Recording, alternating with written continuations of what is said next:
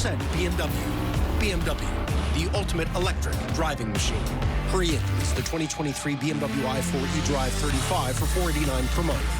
Ashley's having a huge sale. Right now, you can get up to 50% off floor models. Plus, shop limited time deals throughout the entire store. These deals won't last long, and once they're gone, they're gone. Hurry to your local Ashley store to shop and save today.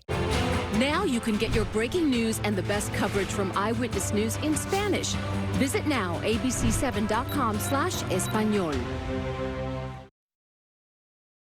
From ABC7, this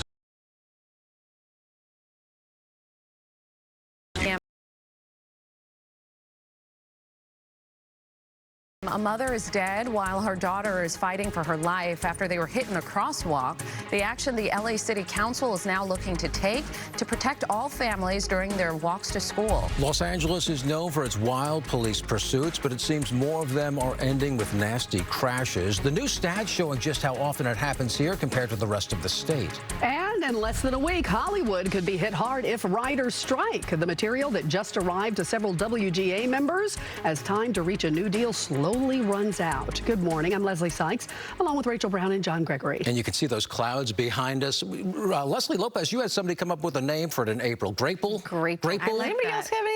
That's a good name. Yeah, I like it. That works. Open to suggestions as well. You know, we can change it up every day. But yes, it's the same as a May, gray, June gloom. It's the marine layer, the coastal eddy that sets up during this time of year, and it stays stubborn along the coastline and often makes it very difficult to predict. So today, downtown Los Angeles, we're back to 73 degrees. Inland Orange County, 77. Inland Empire Valley communities, we're back to about 86 degrees this afternoon. A whole lot of sunshine coming back into play for our inland and valley areas. It's just going to be a little bit more challenging along the coastline to say if this marine layer is going to get on out of here. There is some marine layer clouds. There are developing right now along our coastal areas. Now, it didn't exist earlier in the morning. It's starting to creep in. Yeah, it doesn't want to listen to me. 66 degrees at the coast mountains, 62 the high deserts, right around 86 degrees. We'll talk more about where we're headed coming up in a full forecast in just a little bit. Brianna Ruffalo is in. Take a look at traffic. Good morning. Good morning. The 91 westbound has been getting hammered, unfortunately. We've had quite a few accidents, and the backups have been pretty bad, especially one over into Corona, which I will get to in just a moment. Now, this one is an ABC7 traffic alert. We had a bad accident here earlier this morning, and we don't know when these lanes will reopen. The HOV through number 3 lanes blocked off. That's at Madison Street. That's a lot of lanes. And this is red, all of this. There's a little glitch here on the map where it's showing a break. It just came back. So we are seeing traffic move pretty slowly in this area. We don't know when those lanes will reopen. Leave very early if you travel out of Riverside. If you travel out of Riverside and you have to travel through Corona, you're going to hit both of these. We had another accident here on the 91 westbound right at Green River Road. We tend to see a lot of these, and we have 3 lanes that are blocked off there due to quite a few cars involved in an accident. It's also affecting your commute a little bit on the 71 southbound, trying to get onto that 91 as well. So a tough commute on the 91 this morning. Guys, I'll send it back to you. Okay, Brianna, thank you. Today, LA's Transportation Committee will consider adding more speed bumps to some neighborhoods. This after a driver hit and killed a mother who was walking her daughter to school. Last night, a vigil was held in Mid-Wilshire for that woman. Her 6-year-old daughter remains hospitalized in critical condition. Yesterday, investigators say a driver plowed his truck through the intersection of Colgate Drive and Ogden Avenue near Hancock Park Elementary School before crashing into an apartment building. The driver was taken to the hospital and has been detained. The Writers Guild of America could go on strike in just a few days, bringing Hollywood to a standstill. Yeah, WGA members just received rules and guidelines for the potential shutdown. Eyewitness News reporter Irene Cruz is live in Burbank with those details. Irene. Hi, good morning. Production on movies and TV shows could come to a complete standstill in Hollywood. Writers could be walking off the job next week. Now, the WGA just put out that set of new rules for its guild members ahead of next week's potential strike.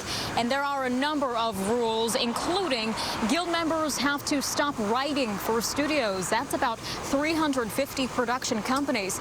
They can't discuss or negotiate on any future writing projects. They have to return any scripts in the meantime, and they can't even enter the premises of the companies. If members don't follow rules during the strike, they could face fines, censure, suspension, even expulsion from the guild. The WGA is pushing for better working conditions and pay, especially with residuals related to streaming content. Even Hollywood stars are getting ready for the possibility of this happening. This is an Instagram post from actor Josh Gad saying he was rushing to write a script before the strike. Now, the last time a strike happened, it lasted for 100 days in 2007-2008. It cost the SoCal economy roughly $2 to $3 billion. Now, back out here live, the WGA and several Hollywood studios are currently in negotiation talks. Their contract is set to expire on May 1st, so writers could be walking out shortly after that.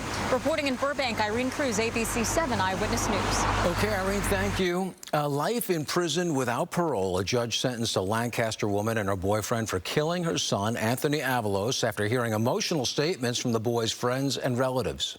You both took away my nephew, my mother's grandchild,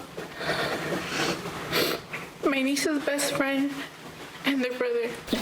And he meant so much to me.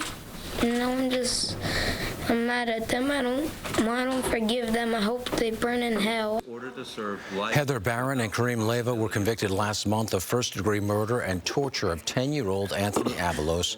The defendant's attorneys say they plan to appeal the convictions. A big win for a local mother on a mission to protect children from family violence. Yesterday, the State Senate Judiciary Committee passed Peaky's Law. The bill will now go to the Senate Appropriations Committee. That bill would require training for judges on domestic violence and child abuse. It would also prohibit therapy reunification programs in child custody cases or visitation rights proceedings. The bill was named after a 5-year-old South Pasadena boy who was murdered in 2017 by his father amid a custody battle with his mother. It seems like it happens almost every week. Reports of an LAPD pursuit ending with a crash. Now, new stats from the department are painting a clear picture of what exactly is happening. Here's Eyewitness News reporter Rob Hayes. When the pandemic hit back in 2020, Los Angeles streets seemed abandoned. But while traffic was down dramatically, police pursuits right into a power pole, flipping over. Were not. LAPD releasing a look at the last 5 years worth of pursuit data. And the numbers are just as jarring as some of the chases we've seen over the years. Oh no! Oh my goodness!